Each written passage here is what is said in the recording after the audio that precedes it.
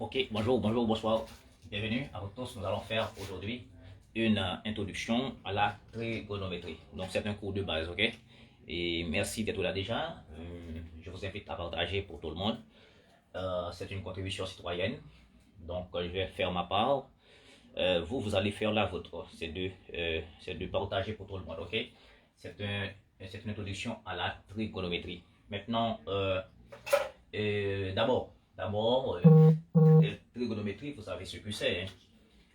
Trigonométrie, vous savez ce que c'est une relation, d'accord, entre les angles et les côtés d'un triangle. Donc, il y a la mesure, mais il y a la métrie, et puis il y a la tri c'est 3, d'accord, et puis il y a la bono, d'accord, ici, l'angle. Donc maintenant, si vous prenez un angle, alors si vous prenez, je dirais, un triangle, donc un triangle à 3 angles, d'accord, 1, 2, 3, et puis il y a les côtés, ok, il y a les côtés A, B et C, donc il y a une relation entre les côtés et les angles. Donc, étudier la relation entre les côtés et les angles, n'est-ce pas, c'est l'objet, alors les angles de triangle, c'est l'objet de la trigonométrie, d'accord, tout se fait là, d'accord, entre les angles et les côtés, c'est ça l'objet de la trigonométrie. Maintenant, quelle est donc l'utilité de la trigonométrie? D'abord, d'accord, ça c'est la définition. Donc, définition, c'est relation entre les angles et les côtés de triangle. C'est ça la trigonométrie. Maintenant, en termes d'utilité, ok, où est-ce qu'on a trouvé la trigonométrie? Ça c'est utilité. Ok, bon, et c'est important. On trouve la trigonométrie presque partout, hein? Partout, non seulement en tant qu'outil de mathématiques pour aider d'autres parties des mathématiques à fonctionner, par exemple pour faire de l'analyse mathématique, pour faire de la géométrie, pour faire plein de choses. D'accord? On a besoin de cet outil de mathématiques. Moi-même, j'appelle même pas la trigonométrie comme étant un cours, c'est comme si c'est un outil, c'est une aide, c'est un auxiliaire, d'accord, permettant d'aider d'autres cours, d'autres matières. Maintenant, on trouve la trigonométrie partout dans le domaine de l'arpentage, hein, ok? L'arpentage, vous êtes habitué avec ça, hein? Les arpenteurs, ok? On trouve la trigonométrie dans la navigation, d'accord? Et dans la navigation, ok? Navigation maritime, aérienne, et, dans les systèmes de radar, ok?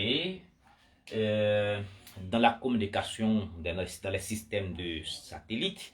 Et si vous voulez faire par exemple l'astronomie, on ne peut s'en passer, d'accord, on ne peut pas s'en passer.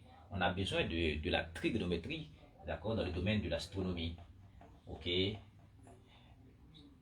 ok. On a besoin de cela dans les systèmes de satellites, hein. Ok, voilà, etc., etc. Je crois que j'ai touché les différentes parties et côté trigonométrie capable d'utiliser comme outil, d'accord, de l'apprentissage, de la navigation, de la radar, etc. Ça c'est dans les domaines techniques, mais je dirais pour faire les domaines, d'autres domaines des mathématiques, les complexes, l'analyse, etc., on a besoin de la trigonométrie comme étant un outil. Ok, donc il faut noter ça, hein? C'est très important. Ok. Ensuite, pour faire de la géométrie, au moins, vous devez maîtriser ce que c'est les angles d'abord. Il y a ces relations entre les angles et les côtés du triangle, donc il faut maîtriser d'abord ce que c'est les angles. Ok, bon, eh bien, et, eh bien, quand vous parlez d'abord angle, ok, angle c'est une partie du plan, d'accord, c'est une partie du plan.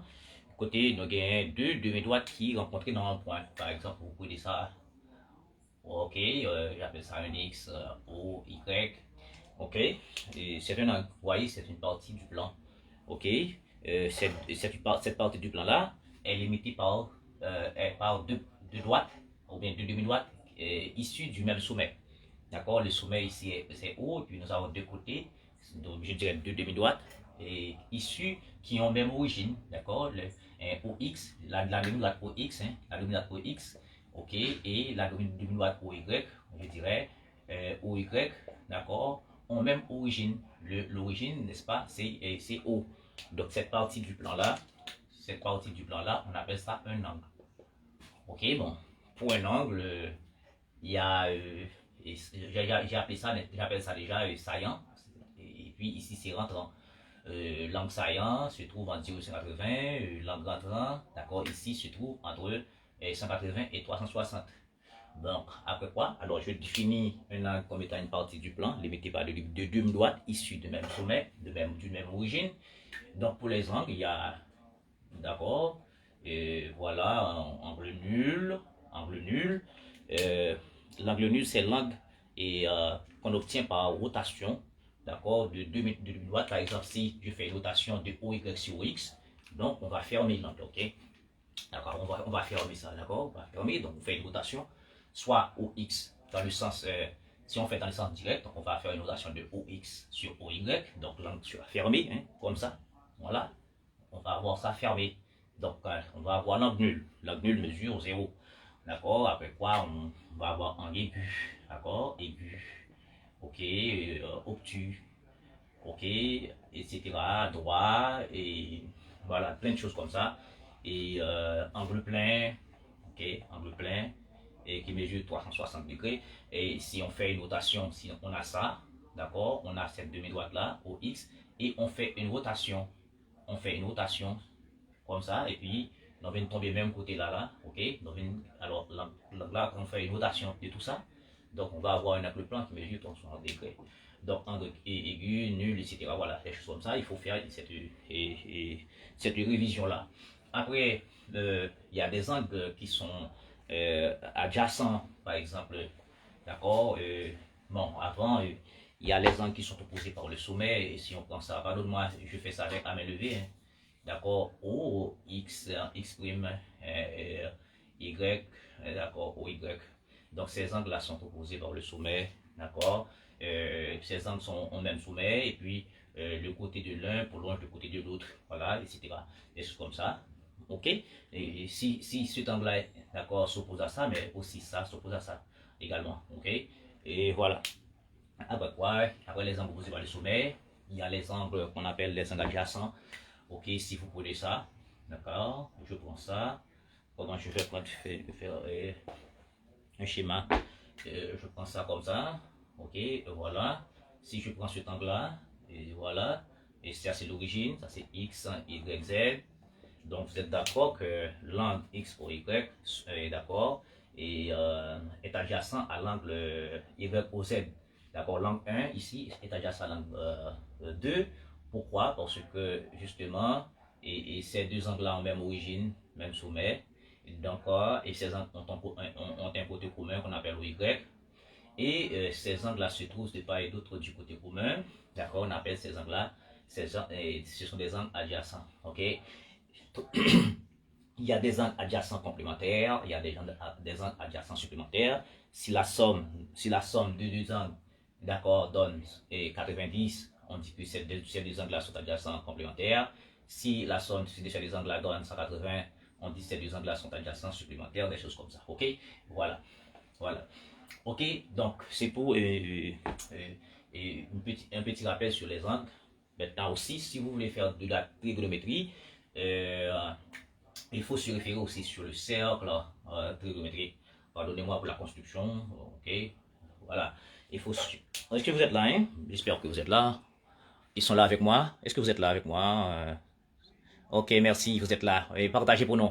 Ok, si vous voulez faire de la trigonométrie, il faut maîtriser aussi le cercle. Ok, le cercle, c'est quoi? Le cercle, c'est un ensemble de points, d'accord? C'est un ensemble de points qui se trouvent à égale distance d'un point unique qu'on appelle centre. D'accord, c'est un ensemble de points parce que le cercle, c'est un ensemble de points, d'accord? C'est un ensemble de points qui se trouvent à égale distance. D'accord, ça égale à ça, d'accord? La distance de chaque point, d'accord? La distance de chaque point, ok? Et c'est égal partout, ok? Et ça qu'on appelle un cercle.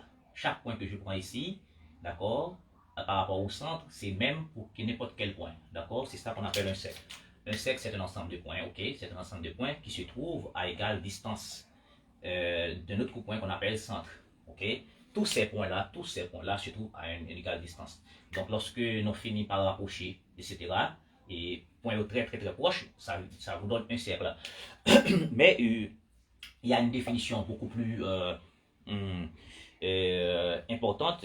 Bon, si on se réfère à l'analyse infinitésimale, si on prend un polygone, donc si on prend un polygone par exemple, alors permettez que si c'était un polygone, ok, je prends un polygone, bon, peu importe, ok, peu importe le polygone, voilà ici.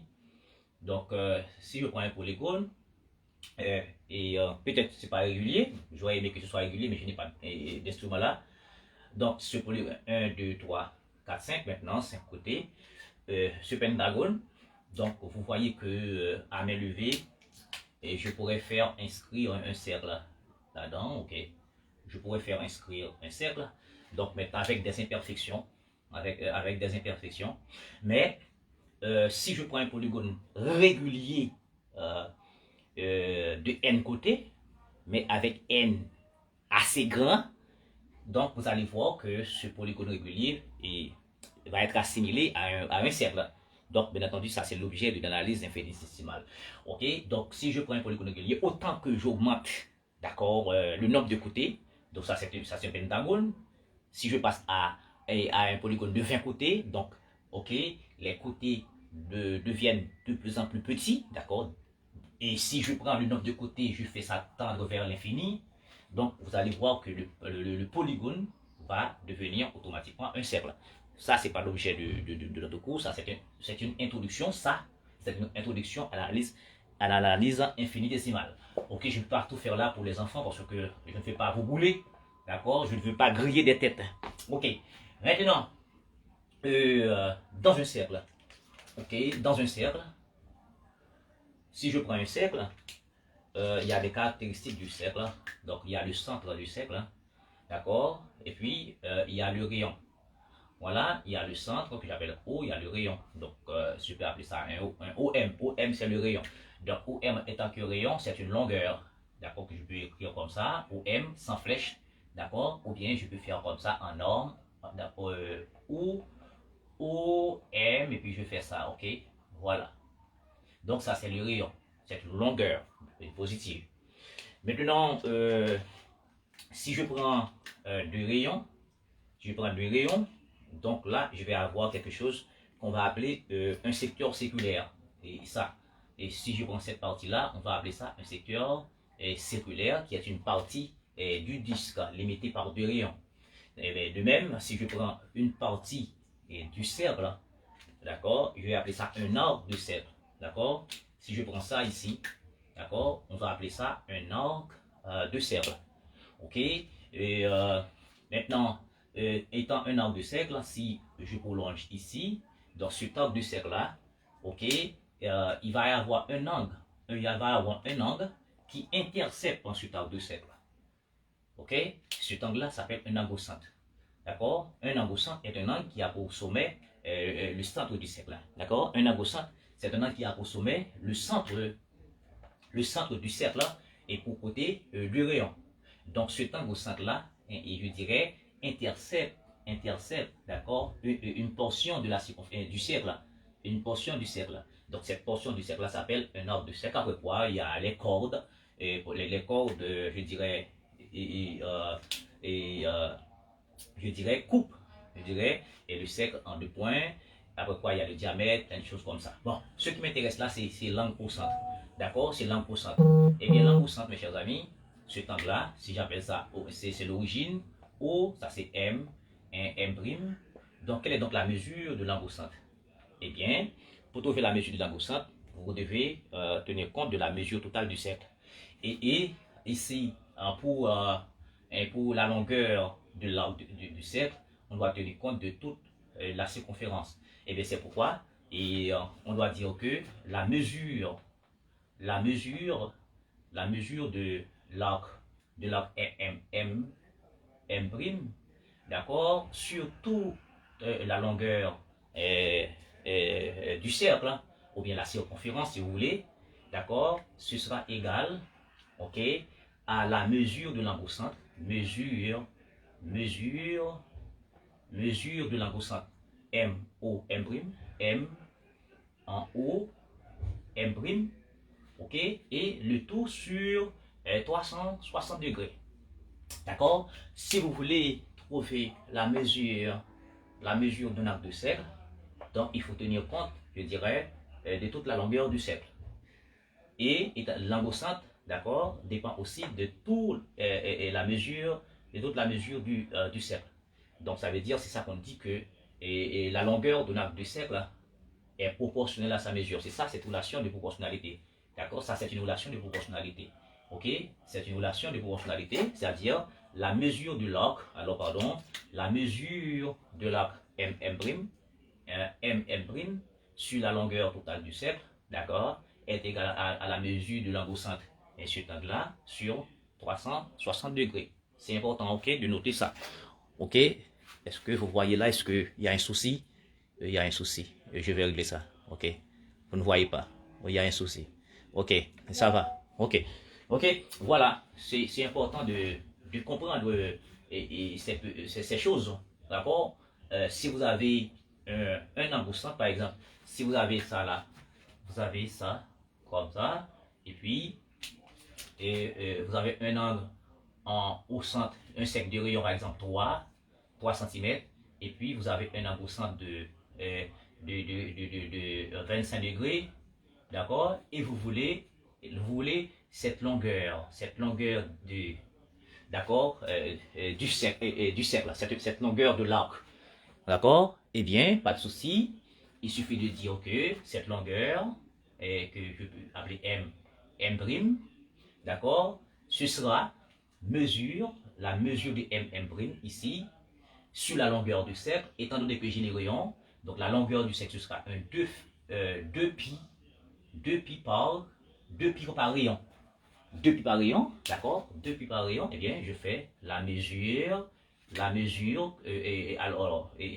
de cette longueur-là, donc sur, c'est M', d'accord, M' sur la longueur qui est 2 pi rayon, et puis en mesure de l'angle au centre, c'est 25 degrés, et le tout sur 360 degrés, vous remplacez R par sa valeur qui est 3 cm, et que vous faites un produit croisé, donc cette mesure-là, ça va nous donner M' qui va être égal à 2 pi par 3 par 25 degrés, et le tout sur 360 degrés, et vous allez trouver cette longueur.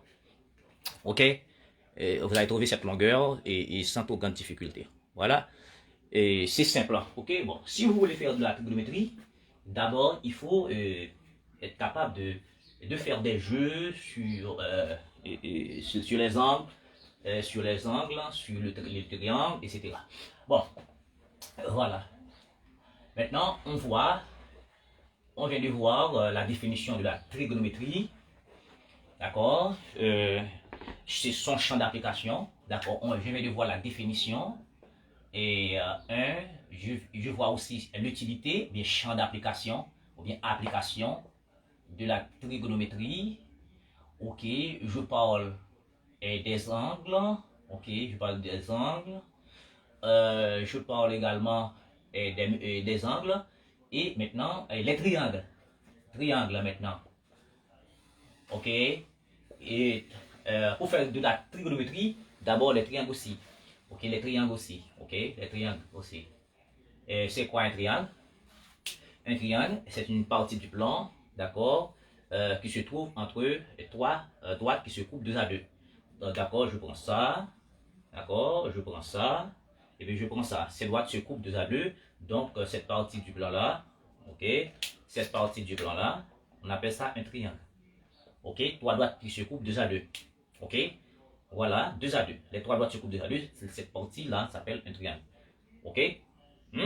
Est-ce que vous êtes d'accord avec ça? C'est une partie du plan, d'accord, se trouvant entre 3 droites qui se coupent 2 à 2. Maintenant, pour les triangles, d'accord, il y a scalène, d'accord, pour les triangles, il y a triangle scalène, ce qu'on appelle triangle quelconque, scalène, qu'on appelle triangle quelconque. Ok, triangle quelconque, isocèle. Ok, isocèle, triangle équilatéral. Et latéral. Après ça, il y a des cas particuliers et des triangles rectangles isocèles, rectangle, ok, isocèle. Ok, c'est très important, surtout pour le triangle rectangle isocèle. Ok, très important ça, le triangle rectangle isocèle. Ça va nous aider beaucoup à faire des choses sur la trigonométrie. Ok, sur la mesure des angles également. Ok, et quoi d'autre? Bon, ça c'est important. Nous avons défini la trigonométrie et son champ d'application. On parle des angles, on parle des triangles. Scalène, les trois côtés sont différents, d'accord? Les trois côtés de longueur inégale. Isocèle, il y a deux côtés de même longueur. Équilatéral, les trois côtés sont de même longueur. Et rectangle isocèle, il y a deux côtés, il y a un angle droit et deux côtés de même longueur. C'est ça qu'on appelle un triangle rectangle isocèle. Bon, voilà pour un rappel général de ce que c'est les outils, d'accord, pour faire de la trigonométrie. Bon, maintenant, est-ce que j'aurai le temps de commencer vraiment maintenant? Pour parler de la trigonométrie, la première chose qu'il faut faire, c'est de déterminer la mesure des angles. Donc, si nous considérons là un triangle rectangle, ok, dans ce triangle-là, il y a deux droites, d'accord, et dont leurs directions sont perpendiculaires. Par exemple, la direction de cette droite et la direction de cette droite-là, d'accord, leurs directions sont perpendiculaires, donc c'est un triangle rectangle, ok. Et j'appelle ça un A, et un B, et puis C. Donc, ici, il y a l'angle droit, ok. Là, nous avons des angles aigus. Là, on a un angle aigu. Ok, nous avons un angle aigu. Là aussi, nous avons un angle aigu. Ok, l'angle aigu mesure moins que 90 degrés. Maintenant, dans un triangle rectangle, il est important de connaître la mesure de ces angles aigus. Un angle qui mesure moins que 90 degrés, donc il est important de savoir comment faire. Ok, bon. Maintenant, nous disons que ces deux côtés, leurs directions sont perpendiculaires. Ici, on va appeler ça hypoténuse. D'accord, hypoténuse. Et puis ici, par rapport à cet angle aigu là, ce côté AC par rapport à cet angle s'appelle côté adjacent. Côté adjacent. Et par rapport à cet angle aigu, ça s'appelle côté opposé. D'accord? Côté opposé. D'accord? Côté opposé. Voilà, côté opposé. Ok? Donc par rapport à cet angle-là, d'accord? Ce côté s'appelle côté adjacent. Par rapport à cet angle-là, ce côté s'appelle côté opposé. Tandis que si je prends l'angle en B, d'accord, l'angle en B, ce côté AB serait le côté adjacent. Et par rapport à cet angle-là, ce côté-là devient côté opposé. Le côté opposé, c'est le côté qui se trouve en face, d'accord? Et le côté adjacent, c'est côté qui voisin, d'accord? Voisin. Voilà, et pour ce qu'on entend par côté adjacent. Adjacent, c'est voisin. D'accord? C'est ça que j'ai appelé tout à l'heure. Voilà. Et cet angle-là et ça sont adjacents. Ok? Un sommet, un côté commun, et puis il se trouve de part et d'autre.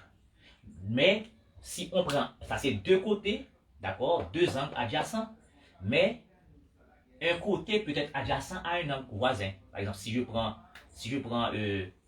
ce côté-là par rapport à cet angle, donc ce côté-là est adjacent à ça. Tout comme ce côté-là est adjacent à cet angle. C'est voisin. Ça veut dire ne pas besoin de faire trop effort pour nous déplacer là-dedans. Ok? Maintenant, dans la trigonométrie, il y a des lignes trigonométriques. Donc, il y a des lignes qu'on appelle des fonctions trigonométriques. Il y a cosinus, d'accord, il y a sinus, il y a tangente, il y a cotangente, il y a sécante, ok, il y a cosécante. Maintenant, ça c'est pour la trigonométrie circulaire. Ce que je note là, ici, c'est pour la trigonométrie circulaire. Si on veut s'en aller dans la trigonométrie hyperbolique, d'accord, tel n'est pas l'objet pour les enfants d'aujourd'hui, on parle de cosinus hyperbolique, d'accord, cosinus hyperbolique, sinus hyperbolique, tangente hyperbolique, cotangente hyperbolique, sécante hyperbolique, coséquente hyperbolique et leur fonction inverse. D'accord? Maintenant, ces lignes trigonométriques-là, dans la trigonométrie circulaire, ok, cosinus, sinus, tangente, etc., cotangente, comment trouver maintenant ces choses-là? Et quand on dit cosinus, cosinus, ça veut dire c'est cosinus d'un angle.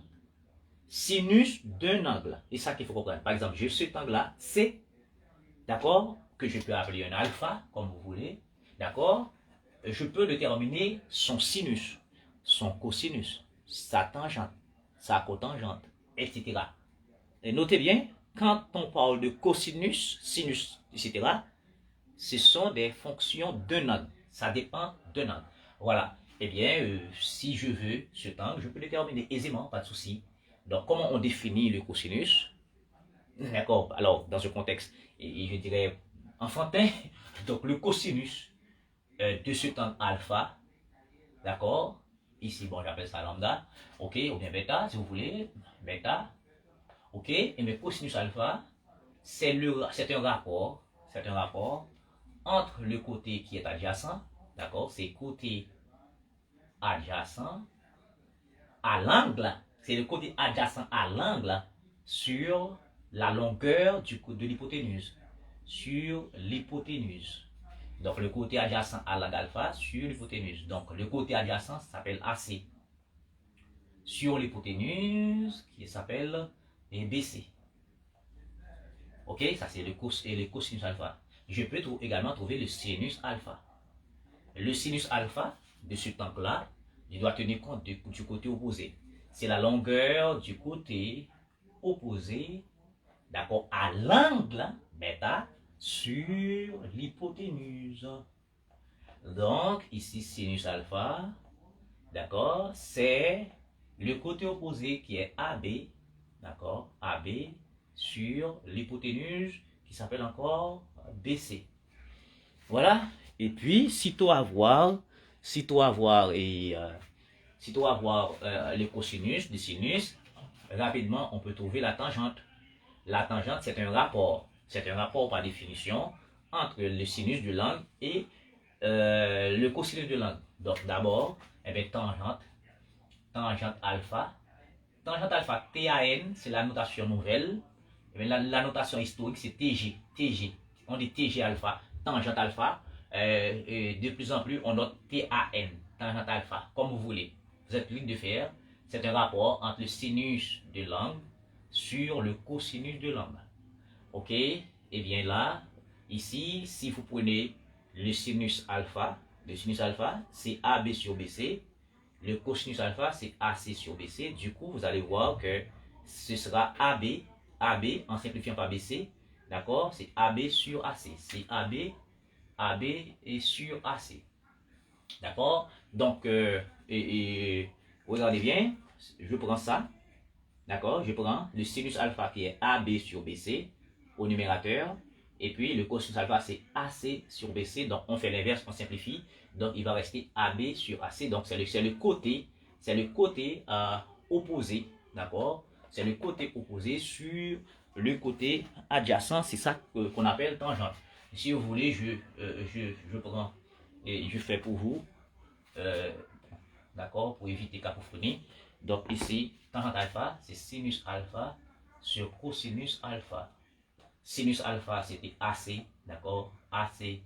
Alors, sinus alpha, c'était AB sur BC. Et puis, là, cosinus alpha, c'était AC sur BC. Du coup, on simplifie par BC. D'accord? Il va rester AB sur AC. Donc, AB sur AC, c'est le côté opposé à l'angle sur le côté adjacent. Donc, pour faire de la trigonométrie, il faut avoir ça comme outil parce que tout ce qu'on va faire là, dans la trigonométrie, c'est à travers des fonctions circulaires, cosinus, sinus, tangente, cotangente, etc. Voilà, ce sont des choses comme ça. Ok? Donc la tangente est définie comme étant le rapport du côté opposé à l'angle sur le côté adjacent. D'accord? C'est le côté opposé sur le côté adjacent, ça donne la tangente. Ok? Et puis la cotangente, c'est l'inverse. Voilà. Et ce que j'ai fait pour l'angle alpha, qui se trouve en C, on peut le faire pour l'angle bêta, qui se trouve en B. Eh bien, nous notons rapidement et ce qu'on vient de dire là. D'accord? Eh bien, d'abord, et en résumé, cosinus alpha, on vient de dire, c'est AC sur BC. Ok, on va avoir besoin. Sinus alpha, c'est AB sur BC. Et tangente et alpha, c'est AB sur AC. D'accord? Et puis, cotangente. D'accord? Cotangente. Est-ce qu'il y a l'espace? Oui. Ok. C'est inverse. Inverse, c'est AC sur AB. Ok. Maintenant, et si je fais pour l'angle bêta, eh bien, je peux dire là, et cosinus de l'angle bêta, c'est le côté qui est adjacent. Maintenant, c'est le côté qui est adjacent. Donc, c'est AB, maintenant, sur l'hypoténuse. Et sinus de l'angle bêta, c'est le côté qui est opposé à l'angle bêta. Ce côté-là se trouve en face, d'accord? Donc, c'est AC sur BC. Et tangente, bêta, c'est le côté, c'est le sinus sur le cosinus. Du coup, ça va faire AC sur AB. Ok, on prend ça, divisé par ça, on va simplifier par BC, donc il va rester AC sur AB. Et cotangente bêta, c'est l'inverse, donc ça va faire AB sur AC. Eh bien, et pour terminer, mes chers amis, et alpha et bêta, ça c'est un angle droit, ça c'est un angle droit. Alpha plus bêta, mes chers amis, sont deux angles, je dirais, complémentaires. C'est-à-dire, quand je fais alpha plus bêta, ça me donne 90 degrés. D'accord? Eh bien, ces deux angles-là sont complémentaires. Eh bien, lorsque deux angles sont complémentaires, il y a une relation entre le cosinus et le sinus de l'angle. Regardez, cosinus alpha, c'est AC sur BC. Regardez sinus bêta maintenant. Sinus bêta. Regardez, cosinus alpha, c'est AC sur BC. Regardez sinus bêta, AC sur BC. Sinus alpha, c'est AB sur BC. Regardez cosinus bêta. Cosinus bêta, c'est AB sur BC. Et puis, si vous regardez tangente alpha, c'est AB sur AC. Regardez cotangente bêta. Cotangente bêta, c'est AB sur AC. Donc, pourquoi? Eh bien, lorsque deux angles sont complémentaires, donc le sinus de l'un est le cosinus de l'autre. Lorsque deux angles sont complémentaires, le cosinus alpha va être égal à sinus bêta. Le sinus alpha, d'accord, le sinus alpha va être égal au cosinus de bêta. La tangente de alpha va être égal à la cotangente de bêta, et réciproquement. Ça, c'est important. Et avec ça, dans un autre cours, d'accord, on va déterminer la mesure exacte des angles, d'accord, dans le tableau trigonométrique. Donc, j'ai pas pris de questions parce que, et là, je voulais aller rapide, ok, dans peu de temps, pour donner maximum de choses. Donc, vous aurez le temps de repasser la leçon, de regarder la vidéo et aussi de partager ça sur votre profil, sur votre page, de manière à avoir ça et en permanence pour regarder quand vous aurez la possibilité de faire. Donc, essayez de partager, de liker, de vous abonner si vous êtes nouveau. Mon travail, c'est un travail citoyen, c'est une contribution citoyenne à la communauté, je dirais, de mon pays et à tous ceux qui sont en Afrique et les amis que j'ai en Cameroun, Côte d'Ivoire et Sénégal, plein de choses, Bénin, Guinée et Comores, plein d'amis, c'est des amis qui se trouvent en Tunisie. Je vous salue, merci d'avoir été avec moi. Et merci de continuer à m'aider, à partager, à propager l'enseignement des mathématiques, à développer la curiosité intellectuelle sur les mathématiques, à développer l'amour pour les mathématiques. Donc, cessez de dire où est-ce qu'on va appliquer, qu'est-ce qu'on va faire avec. Eh bien, les mathématiques, ça se trouve partout. Ça se trouve partout pour me recevoir chez vous. Chez vous là, on a besoin des mathématiques, d'accord, pour établir le réseau, le maillage du réseau de l'Internet. Donc, on ne peut pas faire cela sans les mathématiques. Bon, peut-être, moi-même, je suis ingénieur physicien, je sais de ce que je parle là. Et quand même, pour avoir accès à l'Internet, il faut avoir un IP, Internet Protocol. Comment fonctionner un IP? Comment fonctionner un IP? Eh bien, ce sont des outils de mathématiques binaires. Et voilà. Par exemple, pour l'IPv4, donc il faut avoir des notions sur la mathématique binaire. Ensuite, pour avoir cette communication chez vous là, donc il faut tenir compte de la distance, d'accord, qui me sépare de vous, etc. Comment me recevoir en permanence et comment réduire le niveau de latence. Bon, ça c'est le travail de l'ingénieur, c'est pas le travail du mathématicien. Donc merci d'avoir été là avec moi. Pour une prochaine fois. Merci, au revoir, bye bye. Merci. Est-ce qu'il y a des questions? Et je vais répondre après le live, ok? Je vais répondre après le live. Est-ce que vous avez partagé, mes chers amis? Est-ce que vous avez partagé? Soyez salués. Merci. Et Oscar, merci à vous tous. Il y avait 17 qui étaient là avec moi. Merci. Merci beaucoup. Je vais voir vos questions après. D'accord? Je vais voir vos questions après. Bye bye tout le monde. Au revoir.